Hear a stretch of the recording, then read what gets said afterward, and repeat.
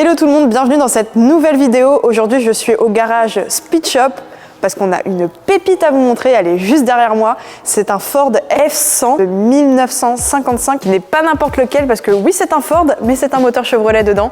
On va aller voir ça ensemble. On est sur un resto mode, on est sur une carrosserie d'origine, mais avec des technologies d'aujourd'hui qui sont mises sur ce pick-up. Je vais vous montrer un peu l'extérieur, l'intérieur et après on ira rouler parce que le bruit, même si c'est un Chevrolet dans un Ford, est magnifique. Toute la peinture a été refaite comme neuf. Il est comme à sa sortie d'usine, en un peu plus stylé quand même. On a le capot qui est en fibre. Tiens, regarde, viens voir. On est sur des jantes en 20 pouces qui sont magnifiques, qui vont très bien avec la couleur de la voiture. On est sur des bords chromés, ça rajoute un petit style. Et attention, à l'arrière, on est sur des pneus en 2,85. C'est la même largeur que ma Mustang. C'est magnifique, ça rajoute... ça pose vraiment la voiture, c'est incroyable. Étant donné que c'est un pick-up, nous avons une benne et à l'intérieur, nous avons du bois. Donc ça se faisait beaucoup à l'époque de mettre le bois dans la benne. Maintenant, on a les peintures Raptor dans les bennes des pick-up. C'est un autre style, ça fait plus utilitaire. Là, c'est vraiment magnifique, c'est trop beau. Et regarde, viens voir un peu de plus près. On a juste ici la trappe à essence. Incroyable. Hop, pour mettre ton 98, c'est génial. Ici, on est sur 4 sorties d'échappement à l'arrière. Donc d'origine, c'était pas comme ça, bien sûr. Je trouve ça trop beau, les échappements qui sont inclus dans le pare-choc. On a ça aussi sur certaines Mustangs, c'était en option, les anciennes. Ça sortait, bon, c'était plus dans le pare-choc, vraiment ça sentait par exemple d'ici. Je trouve ça trop beau. Moi, et il fait un bruit, on écoutera tout à l'heure le V8. Incroyable. Et regarde, viens voir la calandre, je la trouve magnifique. En fait, on se rend pas compte, mais c'est vraiment hyper bien travaillé. Ici, on a le V8, le petit logo. Donc c'est pas marqué Ford, c'est juste marqué V8, mais on reconnaît parce que c'est souvent Ford qui utilise ce logo. Surtout sur les anciens pick-up, on le retrouve souvent. Et puis là, on a les deux gros feux. Et je peux vous dire, quand vous voyez ça arriver dans votre rétro, vous vous rabattez tout de suite. Mais il faudra encore qu'il arrive, hein, parce que c'est très beau, c'est un V8, c'est tout ça, mais c'est pas fait pour faire des courses de vitesse non plus. À part ceux qui sont utilisés dans Dragster. Bon, maintenant, venez voir, on va passer à l'intérieur. Il y a beaucoup de choses à dire parce qu'il est complètement restauré. Mais attention, petit tips, regardez, venez voir.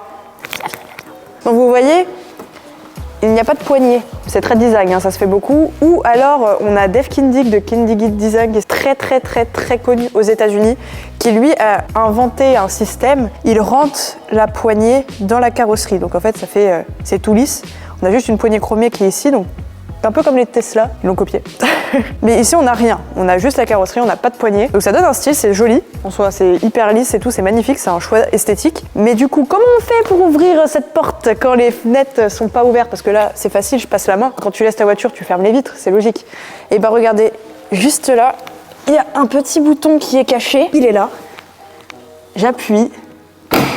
Et ça ouvre la porte. Et ça, faut le savoir, t'as intérêt à pas trop rouler n'importe où non plus parce qu'il faut le trouver ton bouton. Et on passe à l'intérieur. Oui, ça s'ouvre bien, hein, ça fait vraiment un flou. À l'intérieur de ce pick-up, comme vous pouvez le voir, on est dans un intérieur moderne. Enfin, moderne dans son environnement, disons. On a une sellerie qui a été complètement refaite à neuf.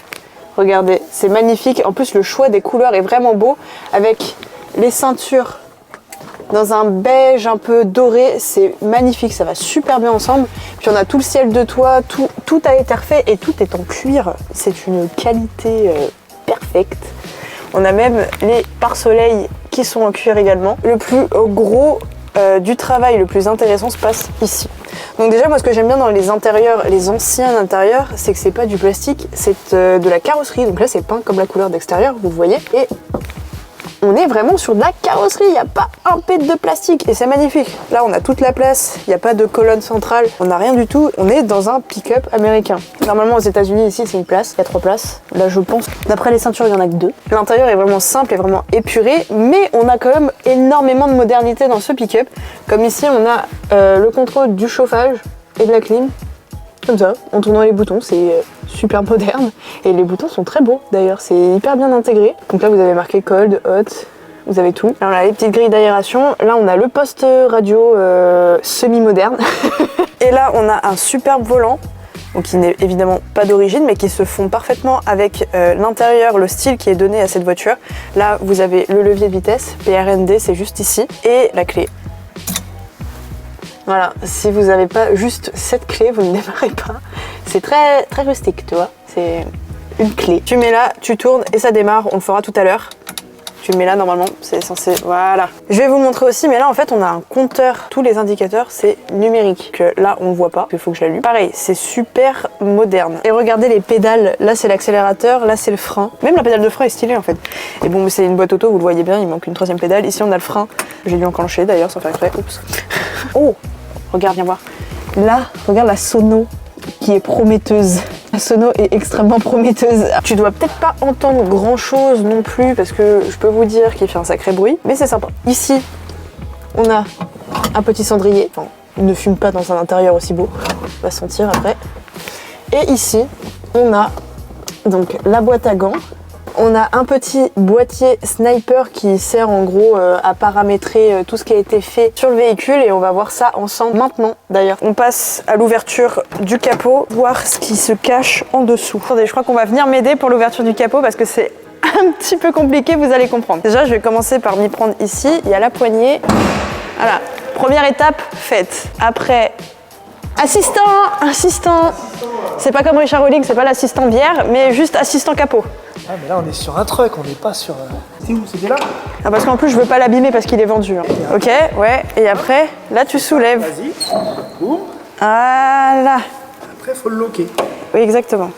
Voilà. Impeccable. Bonsoir. Bon déjà on est sur une ouverture de capot, il y en a pas mal d'américaines qui s'ouvrent comme ça. On a la Viper. On a les Corvettes, certaines. C'est spécial, faut avoir le coup de main. J'ai pas voulu trop forcer non plus parce que véhicule vendu, j'ai pas envie de l'abîmer et surtout je ne connais pas. On voit le capot, il est en fibre de verre.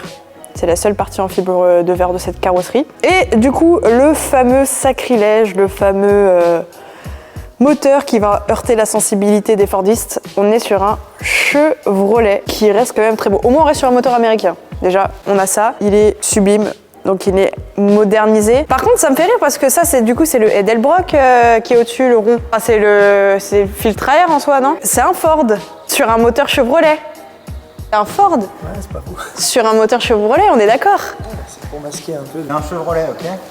Pour tromper les passionnés. Donc on est sur un moteur Chevrolet, un 350 CI, d'environ 370 chevaux, ce qui est énorme pour la voiture. Ça paraît peu quand je compare avec la Challenger qui a 808 chevaux, mais bon, ça on est sur une autre planète. Mais 350 chevaux à l'époque, c'était quelque chose, quoi. C'est un moteur qui développait ça à l'ancienne, t'étais content, quoi. T'étais le roi du monde. Oui, un moteur Chevrolet dans une Ford, bon, ça va en déplaire à certains, mais attention, pour un peu compenser, le cache ici, il y a marqué Ford. Donc c'est du Ford Chevrolet, en fait. C'est une nouvelle tendance qui se fait en ce moment chez Speed Shop.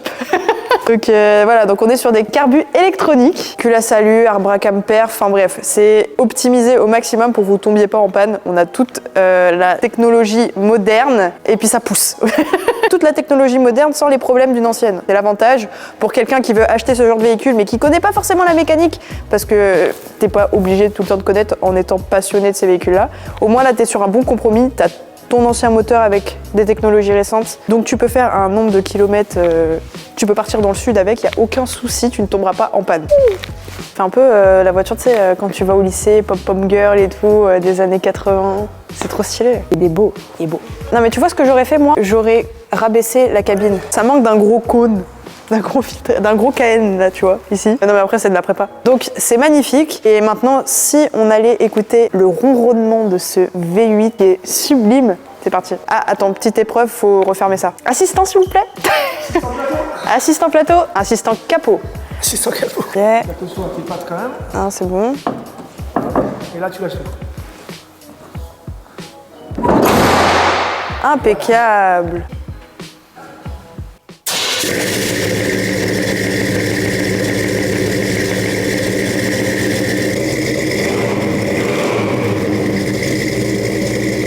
Le compteur.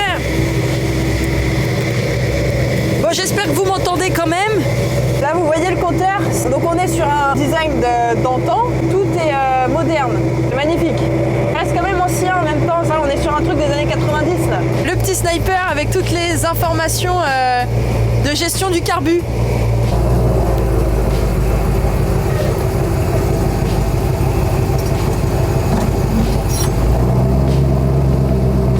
C'est incroyable, c'est trop bien.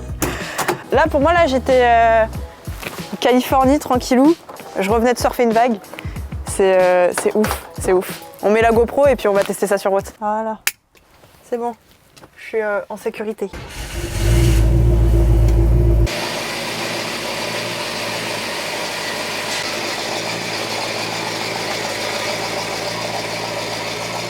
Voilà, je remets en D. Bon, c'est parti. Bon allez.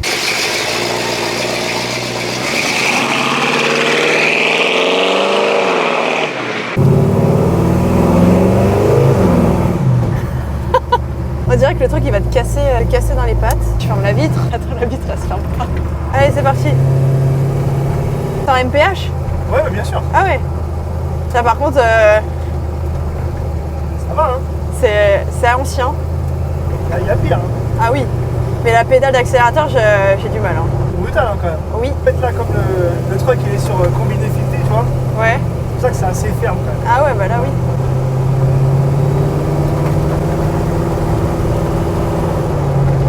J'ai l'impression que ça se balade dans tous les sens. Ah, oui, Putain, c'est top. c'est sportif, hein. Ah, c'est spécial, hein. Je conduirais pas ça tous les jours, j'ai du mal. Normalement, c'est fait pour du fermier qui va chercher, Ah ouais? chercher du fumier, là. Voilà, tu vois, c'est un truc, c'est fait pour rouler à 80, Oui. sur une belle route de campagne, tu vois. Là, tu vois, là, franchement, je suis à 50 mph, donc je sais pas à peu près combien À 80, c'est. tu vois. Voilà. J'irai pas plus vite, franchement. Au niveau conduite, c'est tout, quoi. Normalement, tu ouvres la fenêtre et puis tu mets Voilà, c'est ça. ton bras dehors comme ça. Mais la pédale d'accélérateur, c'est trop bizarre. Elle s'enfonce pas, en fait. Oh, elle est un peu C'est spécial. spéciale. Pas insonorisé, hein. C'est pas discret du tout. Et même quand t'as démarré, Ouais. à mon avis, là, tu vas rien entendre Ouais, c'est clair. ce que tu dis, quoi. Et pour l'essuie-glace, je crois, il y a celui de gauche, peut-être, et tu tournes comme ça. Ça? Ouais. Ok. Bon, on voit pas à la caméra, mais... Ah ouais, bah si, on le verra sans 360. Je vais vous bah, montrer. nickel. Mais les Sugas, c'est trop marrant. Ah, t'es dans les années 50, là. Ah oui, bah là, j'ai en plein dedans. Bon, t'as un peu triché avec ton moteur, mais... Ça reste quand même assez ferme, mais précis aussi, tu vois. Ah, précis, je dirais pas ça, tu vois. Précis pour une voiture de 1955. Ah, ok. Tu prends la caisse d'origine, voilà, quand on va se parler, tu seras comme ça. Ah ouais, tu m'étonnes. Alors tu vois, Jean-Mi, je me rappelle quand j'étais dans l'Arkansas et que je travaillais à la ferme de mes parents. Tu vois. Quand tu freines bien. Ouais, tu me fais faire des manœuvres de ouf aussi. Ah, Mais ça, là, Ça, je les kiffe. comme ça, mais c'est la base. Hein. ça, je kiffe. Eh bien, au moins, t'as une bonne visibilité quand même. C'est parti. Et la gaz. Attends, je mets le volant droit quand même. Et... T'as vu la boîte à répondu. Ah, ouais, ça saute. Ouais, après, une fois que t'as 80, bah, t'es cool, quoi, tu vois. Ah ouais. Mais en plus, t'as pas la même sensation de vitesse qu'avec une autre voiture. Ah, j'ai l'impression d'aller à 200, tu vois. Ouais, c'est ça. Je te jure. Il faut avoir un peu de sang de fermier pour conduire ça. Hein. Sans que je n'ai pas du tout. Mais tu vois, je me vois pas conduire genre ouais, non mais tu sais, non et tout. Non, il faut que je m'accroche. Là, tu t'accroches, ça. Ah ouais, moi je m'accroche. Tu te concentres. Hein. Attends, je remets les essuie-glaces. Vas-y. Fou, fou. Oh putain.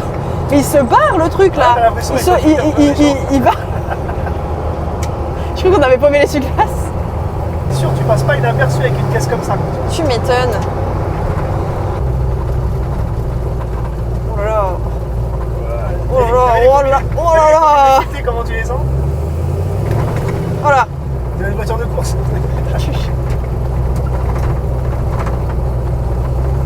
Il y a un trou là, j'ai pas envie d'aller dedans.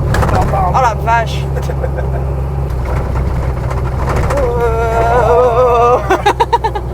T'as une bonne visibilité. Derrière, oui. C'est les rétros, bon, ils sont là quoi. Tu vois. Je te le laisse comme ça? Ouais. Allez, je remets en paix. Et parfait. Je me prends toute l'eau dans la face. Il pleut. Et voilà, nous arrivons à la fin de cette vidéo avec ce Ford F100 qui était juste incroyable à conduire. J'ai kiffé. Merci beaucoup à SpeedShop de m'avoir permis de tester ce véhicule qui est tout bonnement atypique. N'hésitez pas à commenter, liker, partager, vous abonner et vous abonner aussi à SpeedShop. On se retrouve très vite dans une prochaine vidéo. À plus.